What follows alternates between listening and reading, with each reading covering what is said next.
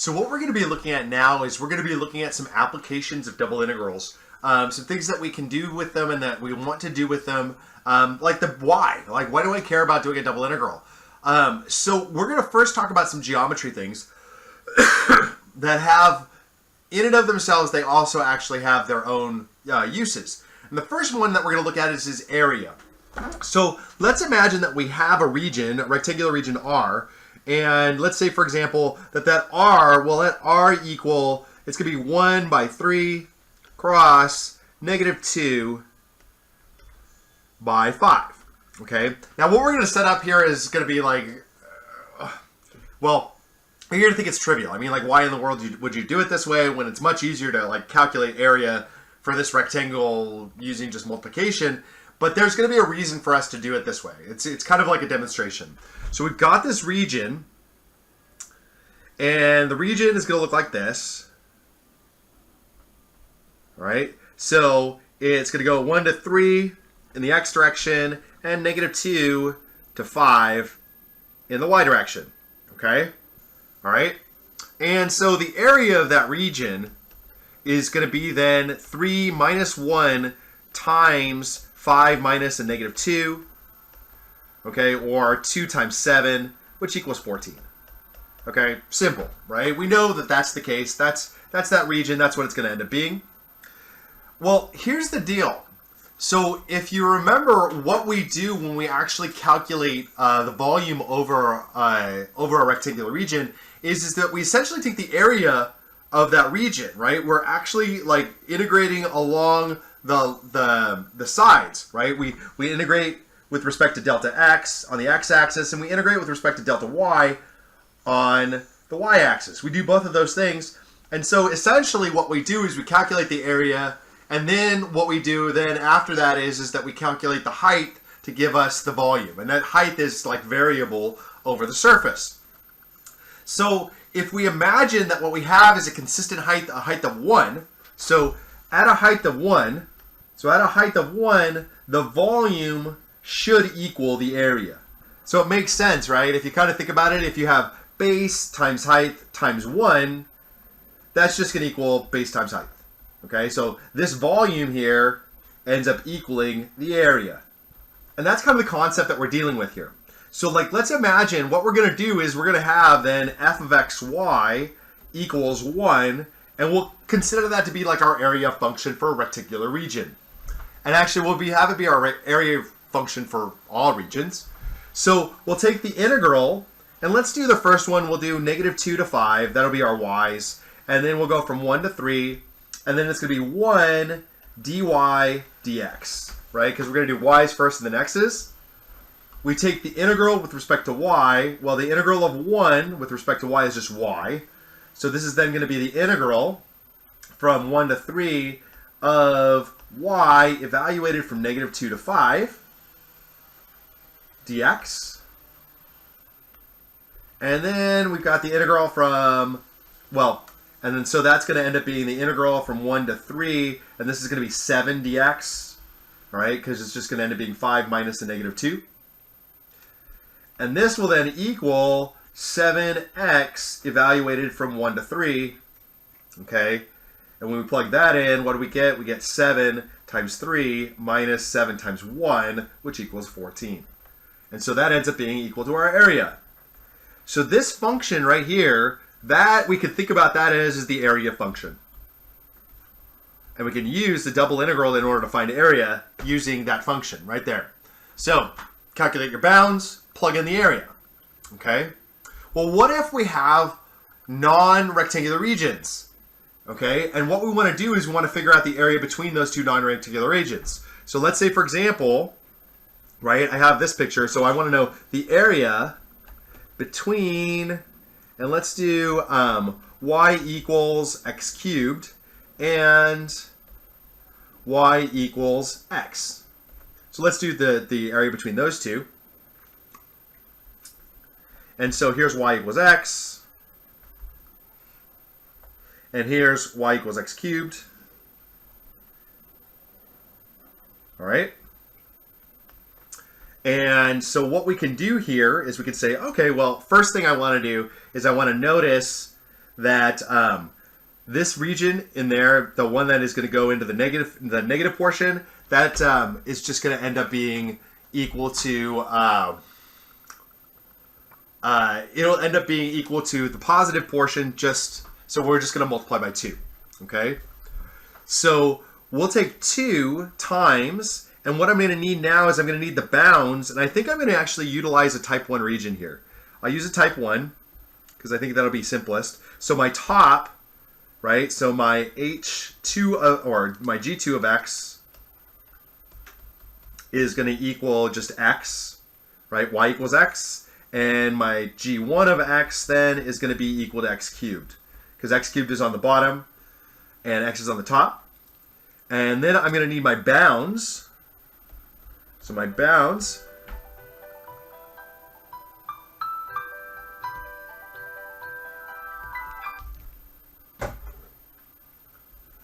are going to end up being the intersection of the two of them. So x cubed equals x. We'll set that up. That's going to be then x cubed minus x is equal to 0. So that'll be then x squared minus 1 times x equals 0. So x is going to equal 0. We'll also have x will equal 1 and x will equal negative 1. So those are our three boundaries. We're only going to be looking for the 0 to 1. And that's because, like I said at the very beginning, we're just going to multiply the bottom one by 2. It actually ends up being symmetric. Okay? So now we'll go and set up our integral. We're going to take 2 times the integral from 0 to 1, and then the integral now from x cubed to x. Remember, x cubed is the bottom one, to x. And we will then, we're going to evaluate that over that area function with just the constant 1, then dy dx. So now I get 2 times the integral from 0 to 1. And we'll get y, because the integral of 1 is y, evaluated from x cubed to x dx. And that ends up equaling 2 times the integral from 0 to 1 of x minus x cubed dx, which equals 2 now. And one thing, actually, let's just pause for a second and see something here that's going on. Notice right here that what we have is we have actually what we would get if we just actually calculated this using a single integral. It's the top integral minus the bottom integral. And we'll talk in just a minute why this particular process might actually end up being kind of handy. Even though, we've already learned how to do this in one other way. All right, we're going to be using this way, here. But you'll notice that actually what we're going to end up getting is a result that's going to be exactly the same as if we used a single integral. So now 2, and we'll evaluate here. This is going to be x squared over 2 minus x to the 4th over 4. And that's going to be evaluated from 0 to 1. And so that ends up equaling 2 times, and this will be 1/2 minus 1/4, because the rest gets zeroed out. So that's 2 times 1/4, which equals 1/2. And that is the value for the area between those two curves. Okay? So as I said before, we're going to talk a little bit about why it is that we want to use the double integral there versus just figuring out top minus bottom, right? Finding the value in between the two curves. And it turns out that there are going to be times in which we're going to be working with functions in which using the double integral actually just ends up being a lot easier. Calculation ends up being simpler, or from a theoretical perspective, we can't actually use the single integral, right? We are looking at a figure that maybe is a little bit more problematic. And so consequently, we do want to have this in our bag of tricks. That is that we can use the function f of xy equals 1, okay, in order to calculate the area between two curves. So, from a process perspective, what are we going to be doing in order to actually calculate the area between two curves? What we'll do is that our first integral will be, in this case, top and bottom. That's going to be the bounds for the integral. Or if, say, for example, we were using a type 2 region, we would use left minus the right. Okay, or left and right. Left, right. And then we'll integrate, we have our bounds, right? And those bounds of integration are going to be, in this case, because we're using type 1, are in terms of x. If we're using type 2, we do them in terms of y. And then our function is just 1 dy dx. So we've looked at area, now we want to look at volume, and really we have basically been talking about volume the whole time. What we're going to do now is we're going to look at, like, how do we find volumes for figures that maybe, you know, where we've given the notion, or we're like given the outline of the figure. How do we turn into a form where we can actually utilize the double integral to find that form? So let's imagine we want to find the volume of the solid bounded by x equals 0, y equals 0, z equals 0, and 2x plus 3y plus z equals 6. So let's actually draw this figure, okay? And the plane, 2x plus 3y plus z equals 6, is going to end up being like kind of that's going to be the top part of our figure, right? And our region is going to be given by these values here, well, in a manner of speaking, those values. And some intersections here with 2x plus 3y plus z equals 6. So I'll start out, I've got x equals 0, right? So that's this line, or what, excuse me, x equals 0, right, is a plane. And that's going to end up being the YZ plane, okay? We have z equals 0, that's the z plane, and we have the y plane. So essentially what that means is that we're basically going to be located here inside of this first quadrant.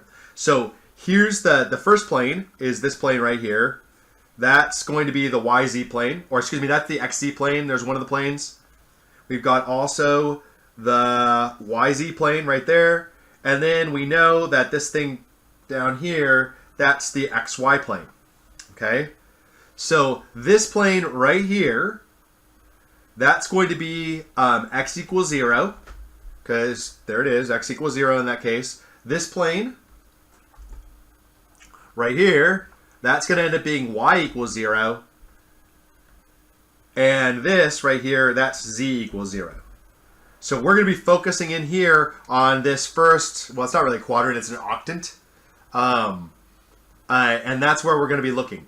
So now we have a plane that we're going to have here, and that's 2x plus 3y plus z equals 6. Okay? So what I need to do is I need to find some points of intersection here. Okay? So on the one hand, if x equals 0, y equals 0, then z equals 6. Okay? So on the z-axis, the point z 0, 0, 6, so we'll call that 0, 0, 6. That's that point right there. That's actually on the plane. And that's going to end up being one of our corners. Then we're going to say, okay, well, cool, that's good. What about on the YZ plane? So if we have y equals 0 and z equals 0, then that means, right, that we get 2x plus 6, 2x equals 6, right? Just plug in 0 into the equation. You get 2x equals 6, and so that means x equals 3. And so there's that second point right there, there's x equals 3. And so this is the point 3, 0, 0. Okay? And then the third one, we're going to let x equals 0, right? Then that's going to be that 3y equals 6, because we're also going to have z equals 0. All right? And so this is going to be on our y-axis, so that means that y is going to equal 2. So that point is 0, 2, 0. And there that is. That's 0, 2, 0. There you go. So the plane that we're looking for here is this plane right here. There's the region. Okay, there's our region.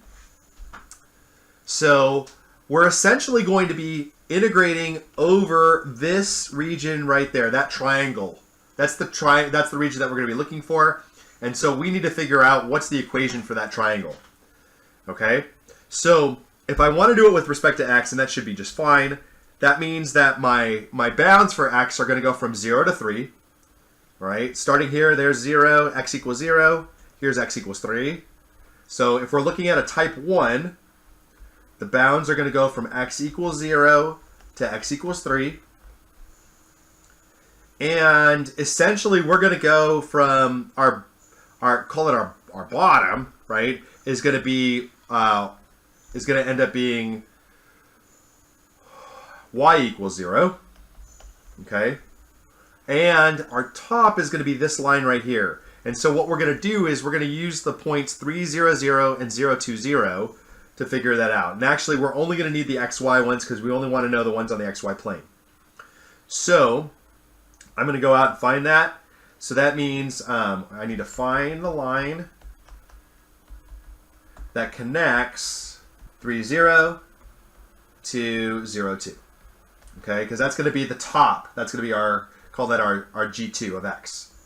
So that'll be 3 minus 0, or excuse me, nope. It's going to be 0 minus 2 over 3 minus 0. All right, and that's going to be our slope. And so that equals negative 2/3. And so then I'm just going to pop that into my point slope form. So that's going to be y minus 0, okay, equals negative 2/3 times x minus 3. And so that means that y equals, and this is going to end up being negative 2/3 x plus 2. And that seems to make sense too, because like that, there's your y-intercept. That's going to be plus 2. So if you just wanted to, just use your y-intercept, that'd be fine too.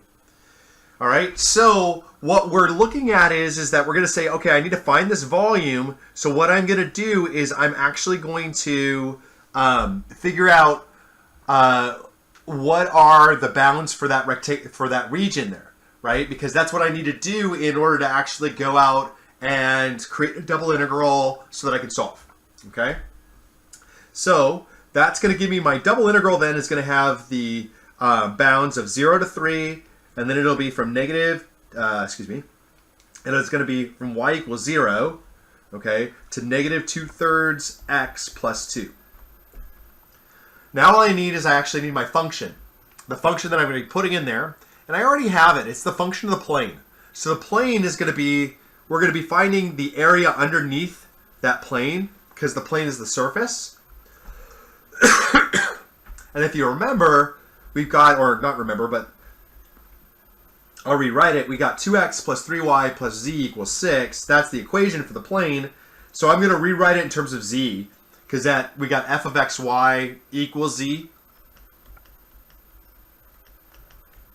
So going from a graphical form to the function form that we can the integrate in. So this means that z is going to equal 6 minus 2x minus 3y.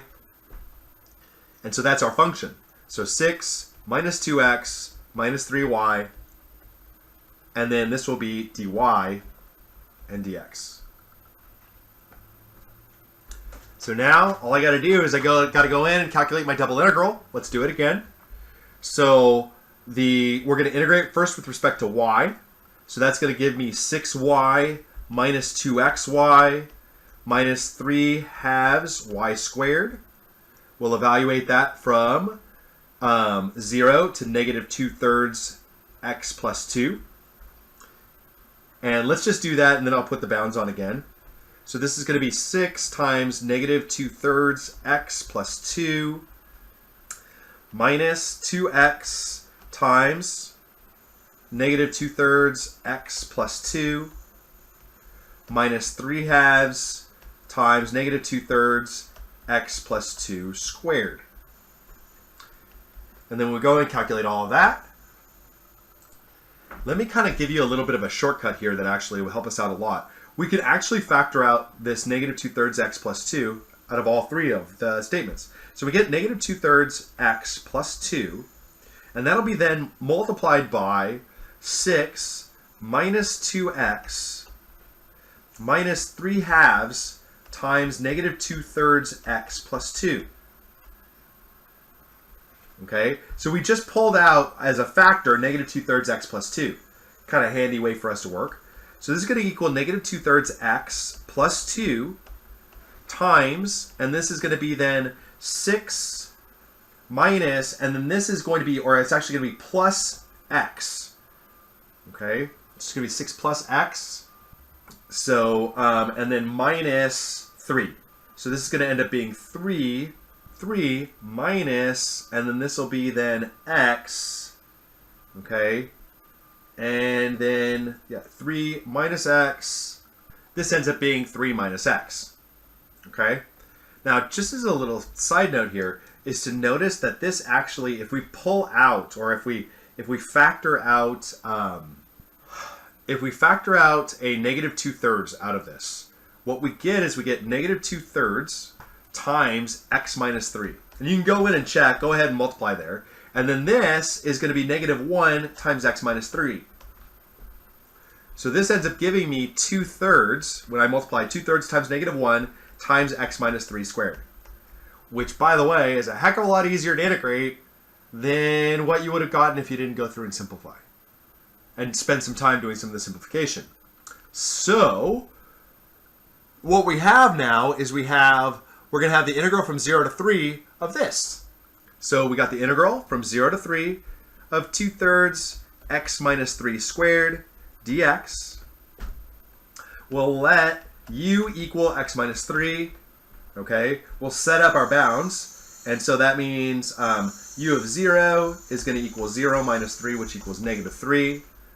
U of 3 will equal 3 minus 3, which equals 0. So that way we don't have to change out of our u.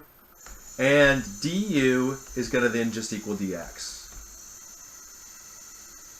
So we'll pull out the 2/3. Take 2/3. We'll integrate from negative 3 to 0. And then we will make this will be u squared du. This will then equal u cubed, or it'll end up equaling 2/3 u cubed evaluated from negative 3 to 0.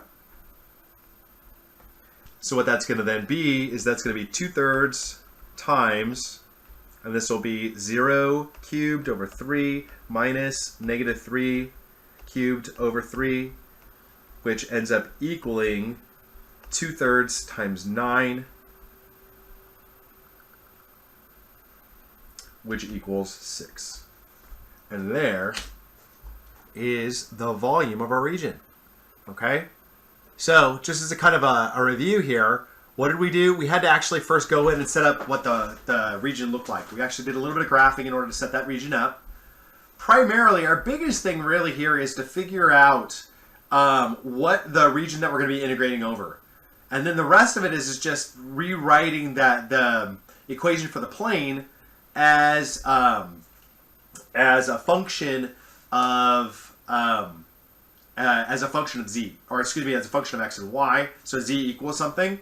So really, graphing that region on the xy plane is going to be our biggest piece. The other thing too is to find those bounds. But essentially, how we're going to do that is that process that I kind of put forward here, right? So we'll take a look at another example in just a moment, and we're going to talk about how it is exactly that we're going to generate that the region over which we're going to be integrating. Okay? Then after that, it's just a double integral. We're on our way. All right, so let's take a look at another example. Let's say we want to find the volume of the solid bounded above by f of xy equals 10 minus 2x plus y over the region enclosed by the curves y equals 0 and y equals e to the x, where x is in the interval from 0 to 1.